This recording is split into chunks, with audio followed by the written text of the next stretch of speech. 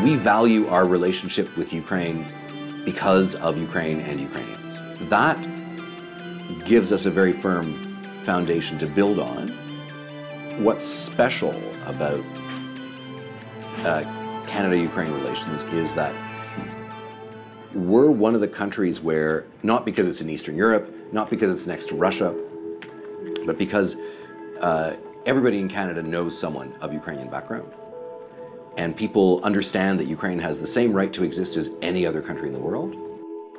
The interesting thing about cultures that end up in other countries is that they hang on to certain symbols, maybe even more than sometimes in the homeland. Do I have a Vyshavanka? Have I worn it? Sure. Did we have 12 meatless dishes for Christmas? Yes. But there's also a broader phenomenon. Vakhtang Kipiani, who's spent a lot of time studying, people in Western Canada go for hopak classes like Ukrainians go for tango classes. It's just a part of the things that are interested. There are, in smaller towns in Alberta and Saskatchewan, you have things that are Ukrainian dance and aerobics clubs. There's a national consensus in Canada on this. Well, in Canada, when the vote in the House of Commons, the final vote, happened on the free trade agreement, the result was 304 to nothing. So it was unanimous, no votes against. Last year, we've seen probably just over $100 million in investment into Ukraine. It's largely gone Canadian investment funds that look at Ukrainian companies that have done well. Interesting example is Astarta, biggest sugar producer in Ukraine. A third of it is now owned by a Canadian fund, but they've also helped encourage Astarta to work with an IT company. So I think, as one of my colleagues calls it, you combine brains and grains, and the two big comparative advantages that Ukraine has. So I think that's where investment coming from abroad gives companies more tools. Something like concentrated fruit juice. Ukraine's exports to Canada went up by something like 9,000% this year, which basically means breaking into the market and taking a sizable chunk of it. Metalworking, railway wheels and locomotive parts. There's a lot of stuff that we sell both ways. I noticed that, for example, we sell soy and soya seed. For example, Canadian soya seed is very frost resistant. So farmers in places like Kharkiv Oblast, which has a continental climate, they want that strong seed. Other kinds of Ukrainian seed are cost effective for Canadian consumers. There's a whole range of things that we're up to. Plus we do small projects. One of them is in supporting therapy dog program, Druh Heroya, here in Ukraine, working with both veterans and children with special needs. We have an agriculture project for farmers who are in the conflict zone in the east with the Food and Agriculture Organization, all the way to the western borders of Ukraine, and again, big agricultural project. We've reacted quickly with help on defense and training. The airplanes and the ships, for example, trauma life-saving course to Ukrainian military National Guard doctors. For the last 2 years, 200 Canadian soldiers in Ukraine all the time, undertaking training, and that's everything from full-spectrum combat training to training Ukrainian military chaplains from various churches on how do you operate in a combat environment. Most of the groups of troops that our Canadian soldiers have helped train have come off the front lines from the Donbass and come back. What I hear from our Canadians is that these are tough, patriotic, brave soldiers, and that our soldiers learn as much from them as they are able to train. That's where we think we have something to contribute, but lots to learn from Ukrainian soldiers and the experiences they've had.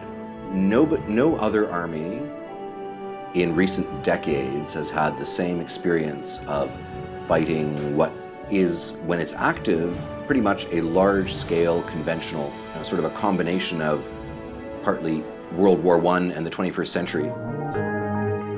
The conflict has to be dealt with, but it can't be the most important thing about Ukraine. 93% of Ukraine is operating more or less as usual and as normal, ready to receive trade, investment. The place I've been most often is Lviv. But I think really what's been interesting is going to places like Mykolaiv and Kherson, which I didn't know so well. I'm going next week to Valky, Pervomaysk, and Kharkiv. So I'm hoping to find some new favorite places. Friends of ours at the embassy had friends of theirs from Quebec who came, spoke not a word of any language here, spent 2 weeks driving around Ukraine from Transcarpathia to Poltava, loved it. Stayed in small towns, either private apartments or small hotels. They said, Ukraine's great.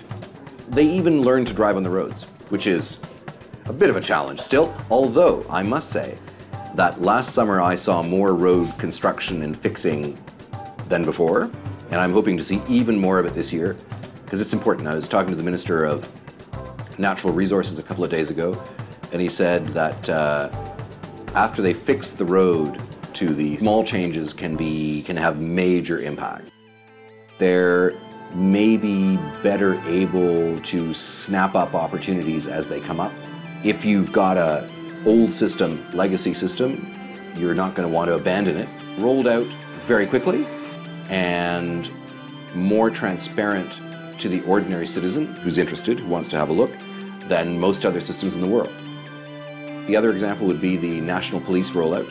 From the first idea, because we were part of working on it in January of 2015, the first police were on the streets in July.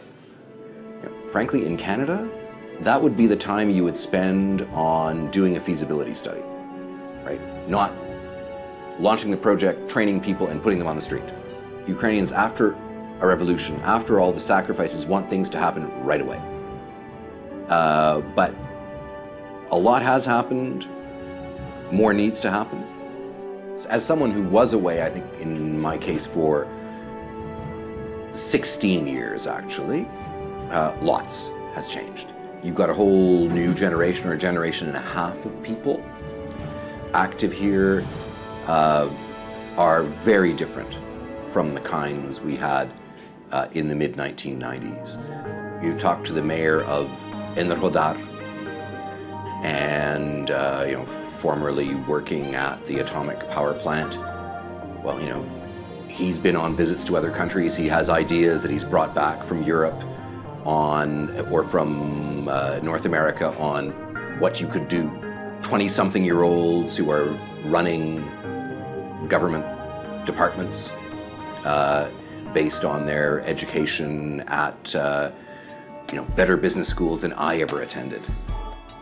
There was this one case, we were on a train, met California, another for a company in Pittsburgh, and at the same time, she was singing virtually in a band in Japan, all from the bedroom of her apartment in Chernivtsi.